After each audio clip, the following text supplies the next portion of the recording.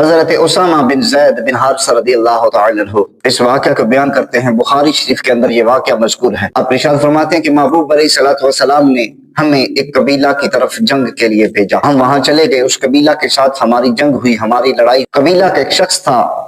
اس کے اوپر میں نے، حضرت اسامہ بن زید بن حارثہ فرماتے ہیں کہ میں نے اور میرے ایک ساتھی نے مل کر کے اس پہ قابو پا لیا۔ قریب تھا کہ میں اسے قتل کر دیتا، میں نے اس کی گردن پہ تلوار رکھی ہوئی تھی، میں اس کی گردن اس کے جسم سے جدا کرنے والا تھا کہ اس نے کلمہ طیبہ کا اظہار کر دیا، اس نے پڑھ لیا لا الہ الا اللہ۔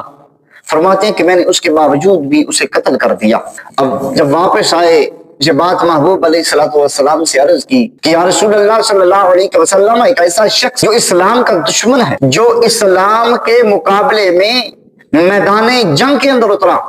وہ اسلام کا دشمن، وہ دشمن کی صف میں کھڑا ہو کے ہم سے لڑا، یا رسول اللہ صلی اللہ علیہ وسلم ہم نے اس پہ قابو پا لیا۔ وہ دشمن تھا اسلام کا بھی، مسلمانوں کا بھی، وہ ہمارے خلاف لڑائی میں بھی تھا، اور پھر جب ہم نے اس پہ قابو پا لیا تو اس نے کلمہ کا اظہار کر دیا۔ اب اس کو اسلام کی دعوت نہیں دی گئی کہ عام حالات تھے اور اسلام کی دعوت دی گئی اور اس نے کلمہ پڑھا، بلکہ جب اس کی گردن پہ تلوار تھی اس وقت اس نے اسلام کا اظہار کیا۔ تو آقا علیہ الصلوۃ والسلام نے ارشاد فرمایا کہ تو نے اسے کلمہ پڑھنے کے باوجود بھی قتل کر دیا۔ حضرت اسامہ فرماتے ہیں کہ میں نے عرض کیا کہ یا رسول اللہ صلی اللہ علیہ وسلم، کلمہ تو اس نے موت کے ڈر سے پڑھا تھا، تلوار اس کی گردن پہ تھی۔ اللہ کے محبوب علیہ الصلوۃ والسلام جلال میں آ گئے اور ارشاد فرمایا کہ کاش تو نے اس کا دل چیر کے پھر دیکھ لیا ہوتا، تجھے پتہ چل جاتا کہ وہ کلمہ سچے دل کے ساتھ پڑھ رہا ہے، یہ جان بچانے کی غرض سے پڑھ رہا ہے۔ اور پھر اتنا ہی نہیں، حضرت اسامہ ارشاد فرماتے ہیں کہ آقا علیہ الصلوۃ والسلام نے ارشاد فرمایا کہ اسامہ کل بروز قیامت جب وہ کلمہ تیرے خلاف بارگاہ خداوندی میں مقدمہ لے کر کے آئے گا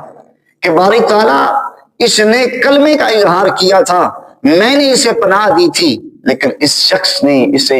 اس کے باوجود قتل کر دیا، تو اسامہ سوچ پہ تیرا کیا بنے گا۔ آپ ارشاد فرماتے ہیں میرے آنسو جاری ہو گئے، میں نے عرض کیا کہ یا رسول اللہ صلی اللہ علیہ وسلم میرے لیے دعا کیجیے، میرا رب مجھے معاف فرمائے۔ اور آپ فرماتے ہیں کہ اس دن پھر میرے دل میں یہ بڑی شدید خواہش پیدا ہوئی کہ کاش میں آج کے دن ہی مسلمان ہوا ہوتا، تاکہ میں نے اس شخص کو جس نے میدان جنگ کے عین دوران کلمے کا اظہار کیا اس کو میں نے قتل نہ کیا ہوتا۔ یہ دین تو اتنا پیارا دین ہے